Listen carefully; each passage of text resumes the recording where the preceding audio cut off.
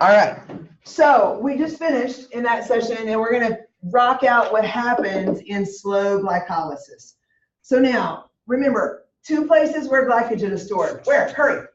Muscle, liver. Liver, muscle. Muscle, liver. Doesn't matter what order you put them in. Okay. So what we see happening is we see glycogen being pumped out.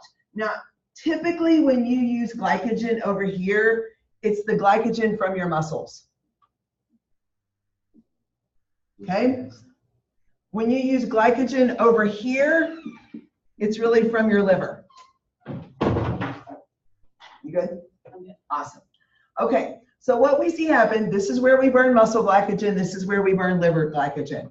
So once that glycogen is released from the muscle, converts into pyruvate, the end product is lactate.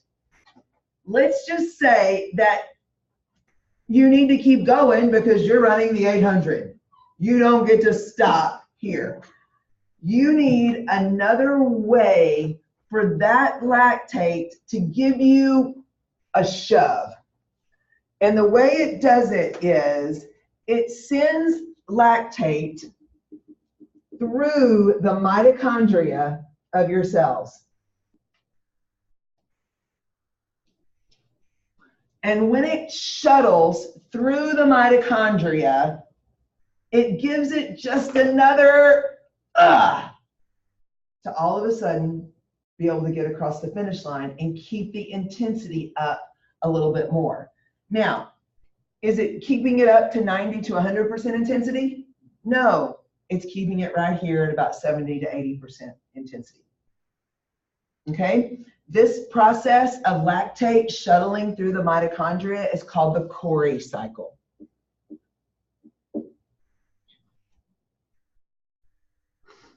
Okay? It helps give it just another boost so that even my 800-meter runner can then go as hard as he needs to get to his lactate threshold. Okay? Remember, most people quit before they're done.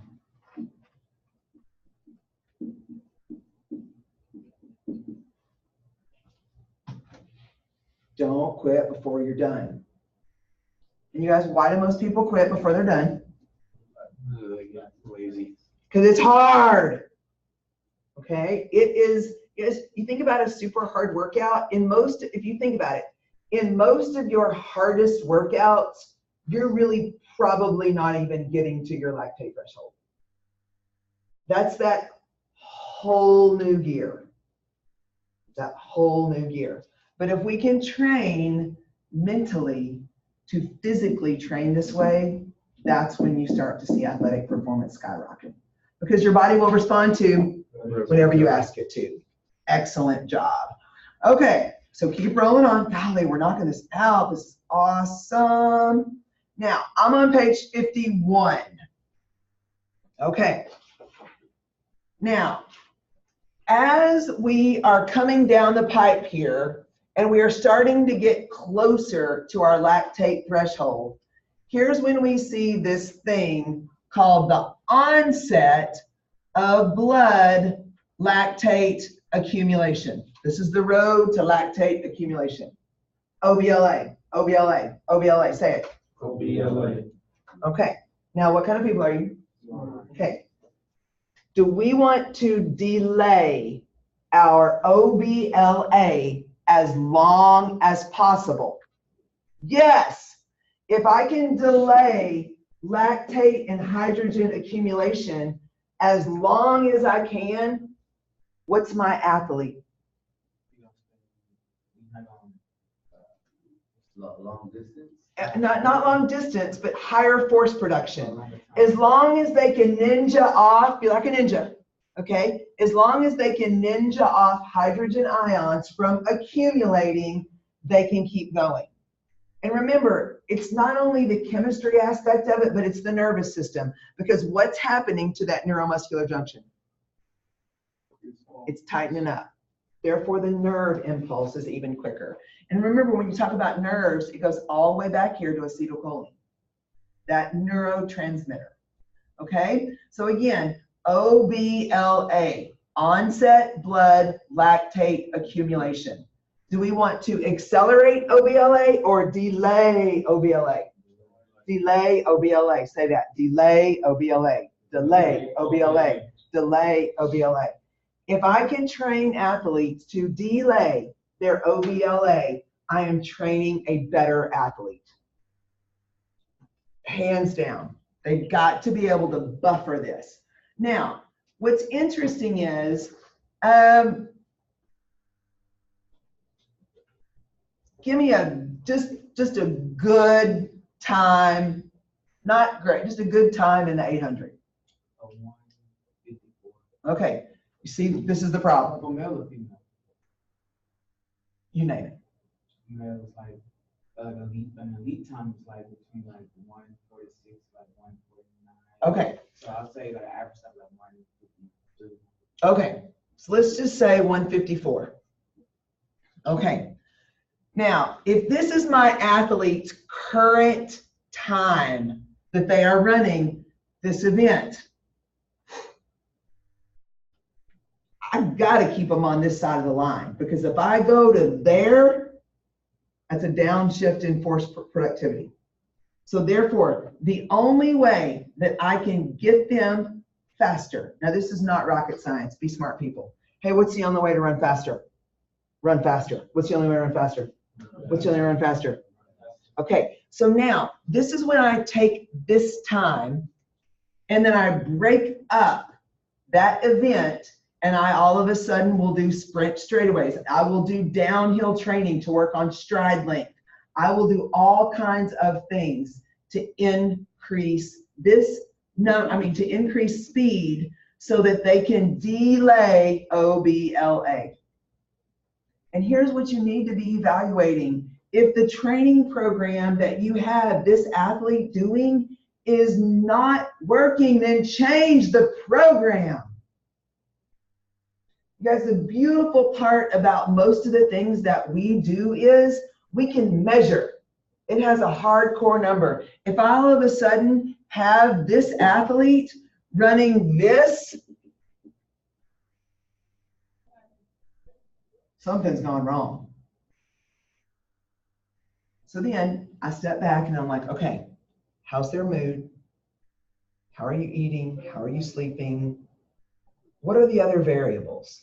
And if all of those other variables are great, let's say that athlete is not overtrained, they're sleeping good, they're eating well, and this is what's happening as a result of your training program, wow, you just got someone to be slower. Coach of the year. So we really need to be thinking about the training program, because if it's not having us delay that, say it, OBLA, then we're not asking the body to be more efficient and effective. And so many times, as you all learn more and more of these things, you're going to think about different training things that you've been asked to do, and you're going to go, well, no wonder I got faster, didn't get faster, or no wonder I didn't get stronger. And the thing is, so many times people do something because someone coached them that way and someone coached them that way.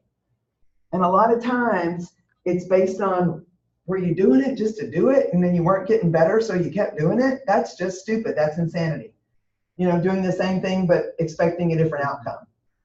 You guys, if your workout isn't changing you, change your workout. If your nutrition isn't changing you, change your nutrition. People say, oh, I'm just stuck in the same thing. Change it up. Change it up. The body will respond to whatever you ask it to. Okay, so this is all on this side of the line. These are our type 2 fibers and our energy systems.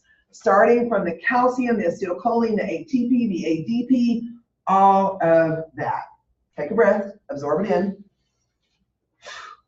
Now, here's the thing. This class, it's a marathon, not a sprint. So now we cross over to the other side of the line. Now, when we get to the other side of the line, into the oxidative system, for the sake of continuity, you guys, let's go ahead and refer to our chart on page 54, okay? And here's when we see that it typically is more than 3 minutes, okay? And you guys, this is effort at like 70% and lower.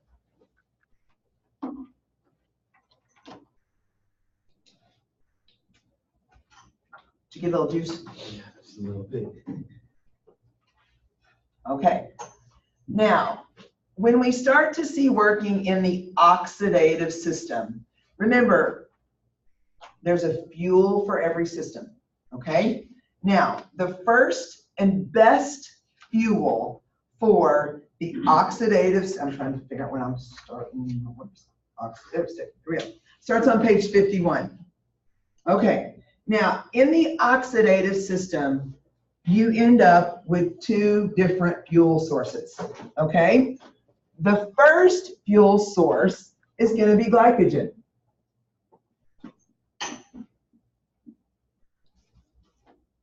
And what kind of people are you?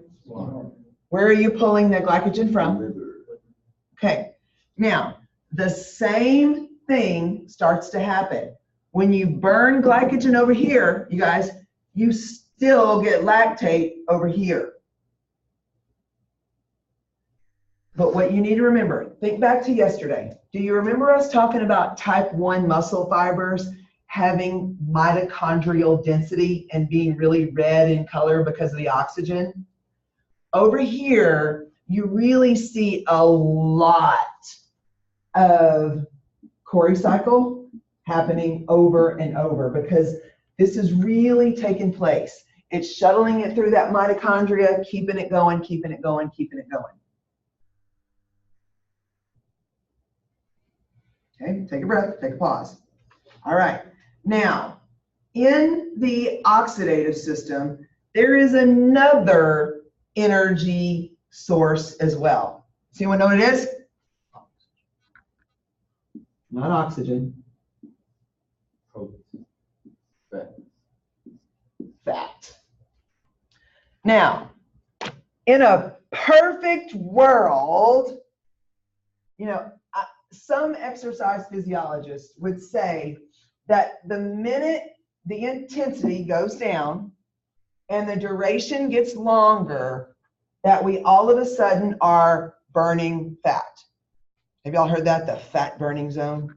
Okay. If we go over to the rec and get on all the different exercise machines, you'll see that there's a thing where it says you get in this intensity and you're in the fat burning zone. Now, let's be real. If we magically started utilizing fat the minute that we went longer than 3 minutes at a lower duration, would any of us in this room have any excess body fat at all? No. It's a little more complicated than that. What we know is typically as long as our liver is full of glycogen, we're going to burn that glycogen. Now, you are dripping a little bit of fat in, but not a lot. We talked about this in this morning's class. How many calories of glycogen do you have stored in your body between your liver and your muscles? About 3,500 calories, which means in reality, you could not, anyway, that would be for a larger person. They tend to say, you know, anywhere between 2,000 and 3,000 calories, depending on the size of the person. That means that you could run an entire marathon based on your glycogen stores. But here's what happens. Your body does not want to completely deplete its glycogen stores, and it doesn't want to deplete its ATP stores. It gets a little scared. So it starts trickling a little bit of fat in. And there's this enzyme called lipase. Okay? And we talk about lipase on page 53. Now, Lipase, like I said, it's an enzyme. And I want you to think of it like this.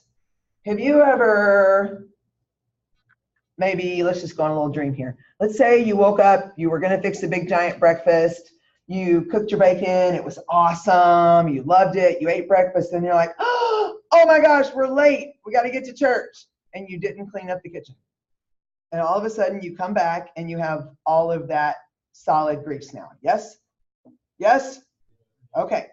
So now what we start to see is if we need to release that grease or break down that fat, or you were going to clean that skillet, what would you need?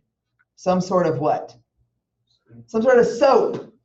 Okay? We need something to, quote, release the grease. And in our bodies, lipase is that enzyme that tells our body, hey, burn a little bit of this fat, break it down. So think about lipase as the Dawn dishwashing liquid of fat burning. It screams, release the grease, release the grease. Now, what we are learning through some new science is that people that are endomorphs, that store a lot of body fat, their body just does not make or release as much lipase to all of a sudden utilize body fat stores. Now, how many calories of fat does the average person have stored in their body? Even someone that's kind of lean.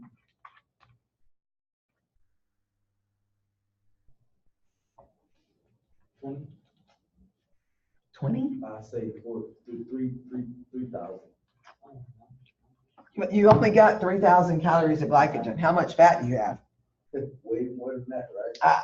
Even lean people can have up to 200,000 calories walking around with you wherever you go. So in reality, you can run out of glycogen. Yes? Yes. But in reality, most of us are not going to run out of fat. We need fat. We talked about some of the things that fat, we need it for. We talked about it in class this morning. Okay? We want fat to become a predominant fuel.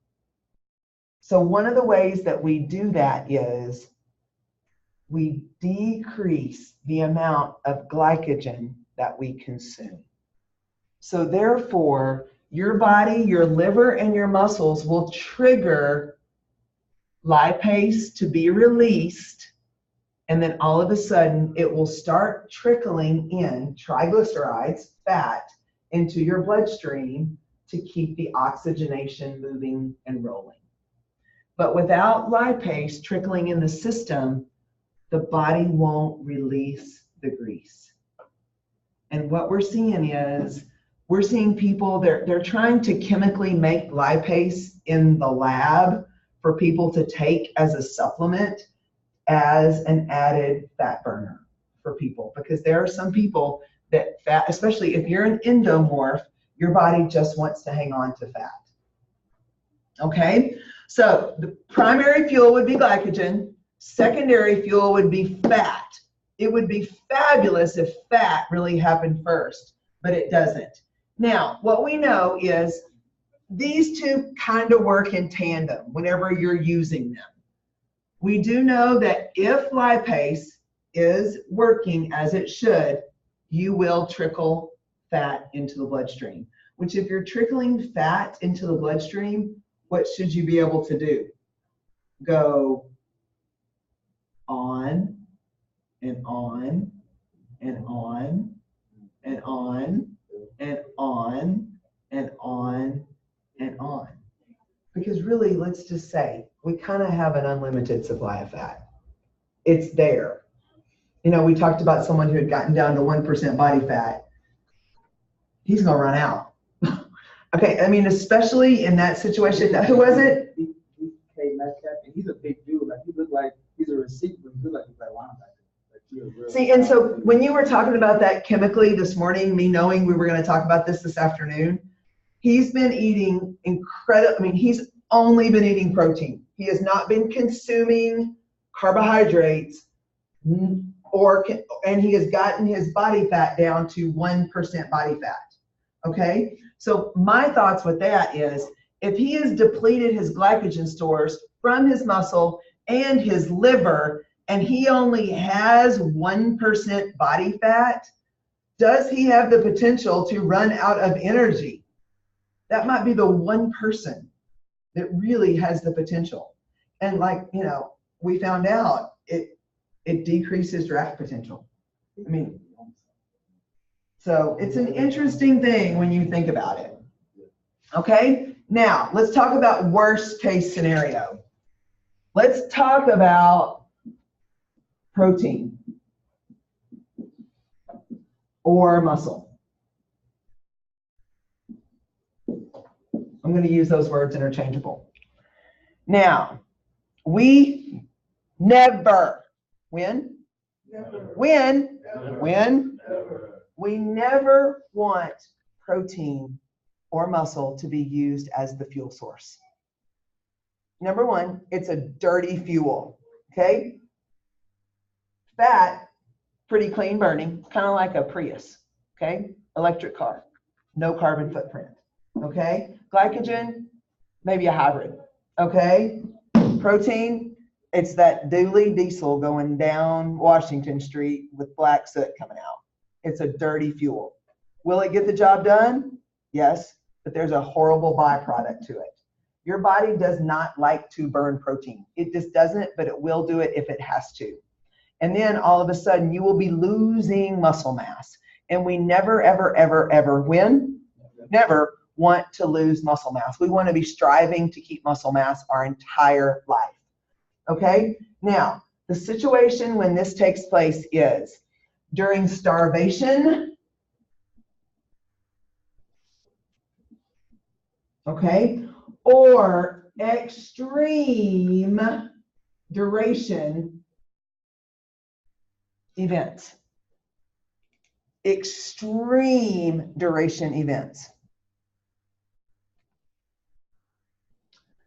Now here's what's interesting. What we are seeing, and this is brand new science coming in with people that are choosing to eat lower carbohydrates. You guys, our world has been telling us for so long that we need to consume 65% of our calories from carbohydrates. Here's what we know. If I am consuming 65% of my calories from carbohydrates and loading my glycogen stores, my body is glycogen dependent. I've never taught it how to burn fat because most people don't ever deplete their glycogen stores enough for their body to trust them to burn fat. Because what are we consistently eating too much of? Not just sugar, bread, carbohydrates. I mean, that's a great example, but we're eating too much of this. So whenever our glycogen levels start to get low, we're like, oh, I got to go get more glycogen or I'm not going to have any energy. So we have not trained our bodies as well as we should to send out the lipase to use this unlimited storage vault. So in reality, if we will deplete our glycogen stores and teach our body how to burn fat, we really would never even have to think about using protein as muscle. But until you teach your body how to do that, okay, so let's say someone, I'm going to try and color code this.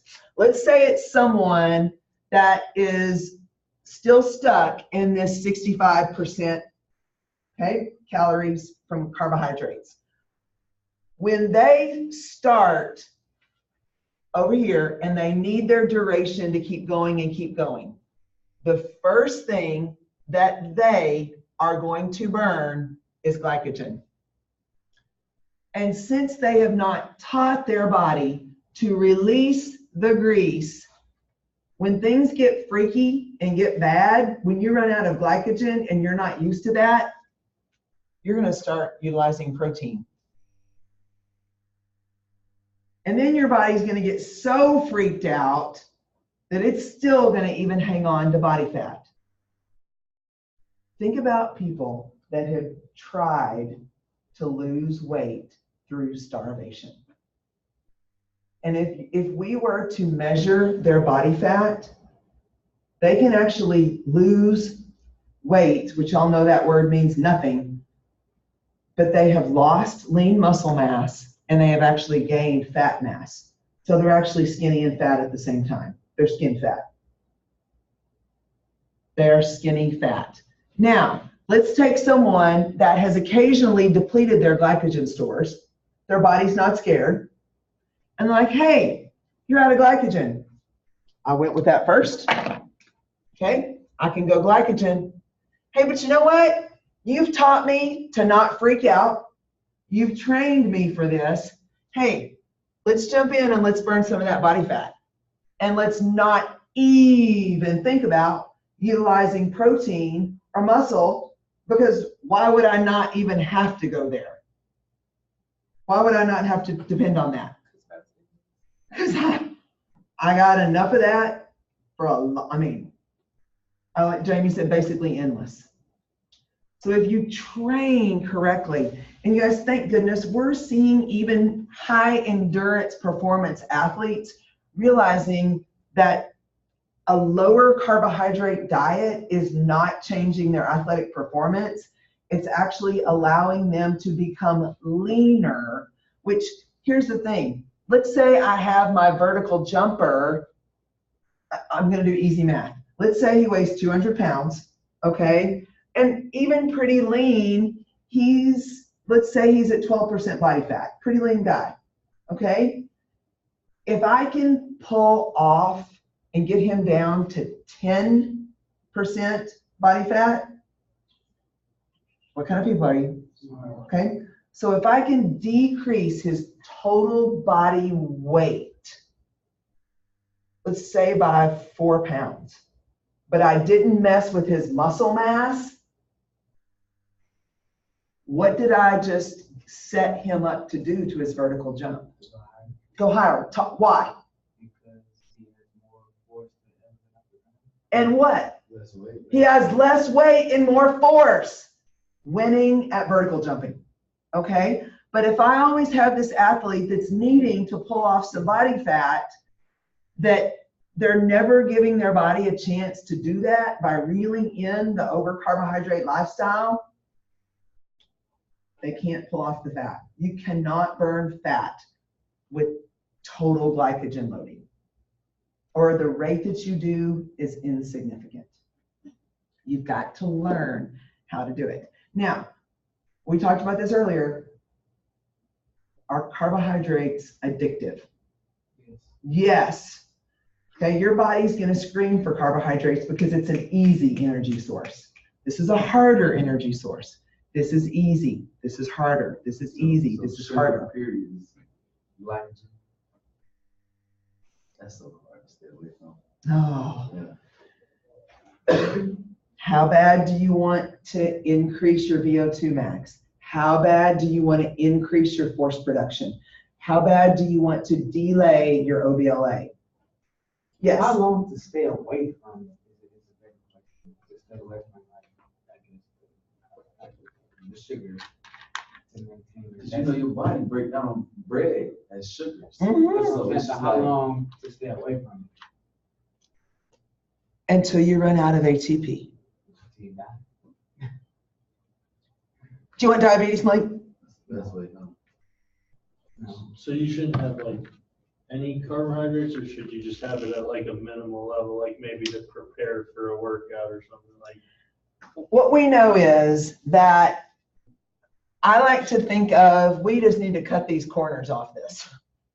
Okay? If you're consuming about 40, sometimes even up to 50% of your calories from carbohydrates, that's plenty to get the job done.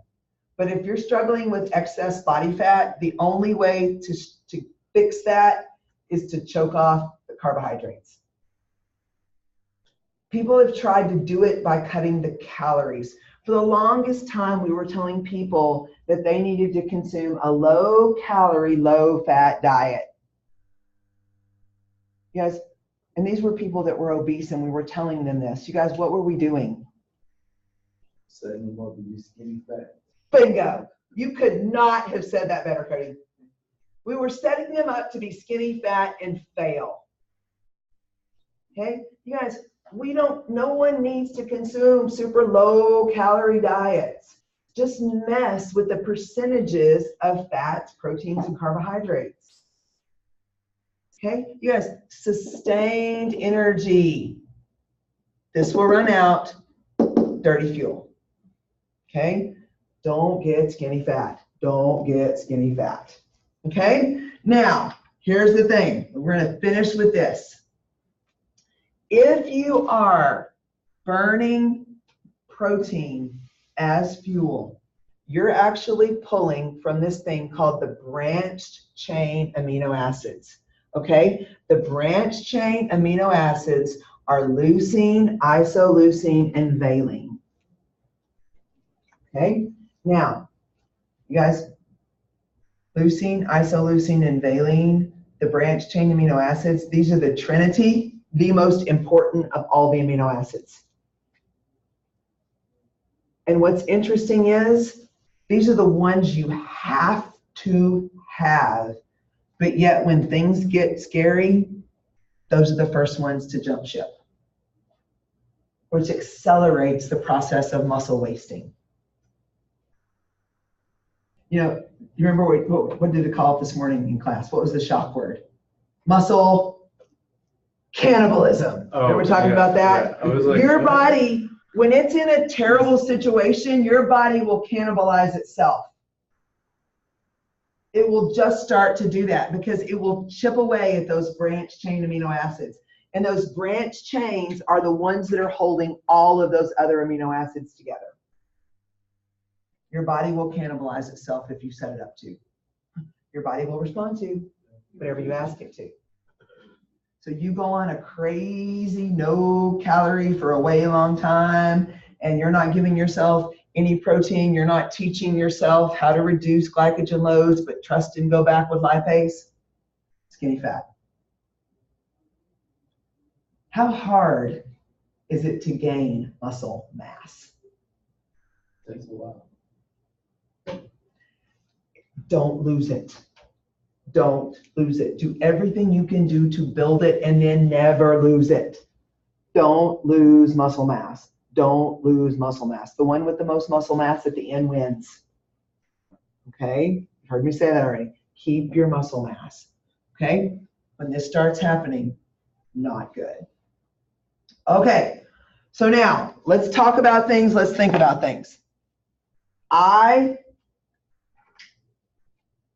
Let's plan on getting an email from me to go and check your Blackboard for a game day on Monday. Okay? So you have Saturday and Sunday to train.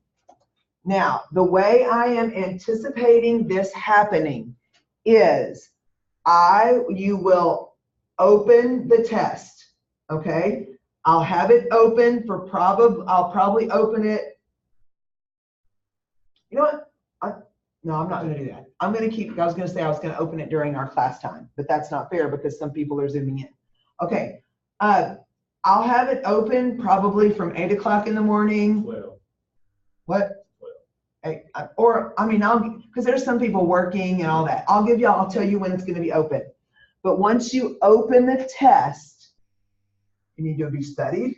You needed to have gone to potty. You need to do all that stuff because you're going to have 1 hour. And then after that 1 hour, the test will close. Okay?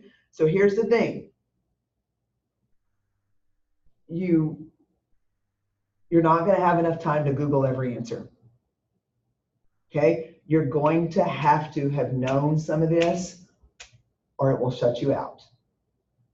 Okay? I'm going to give you plenty of time to get the job done, but enough to where you can't just open your book and not learn this. Okay? We're training. Okay? Train, train, train. Okay? We're not coaches that cheat. We're coaches that train. Okay? So stay tuned for an email from me as to the next step that I'm inviting you to take. Okay? Say, no, that'll be game day. No class. That'll be game day. Correct. Correct.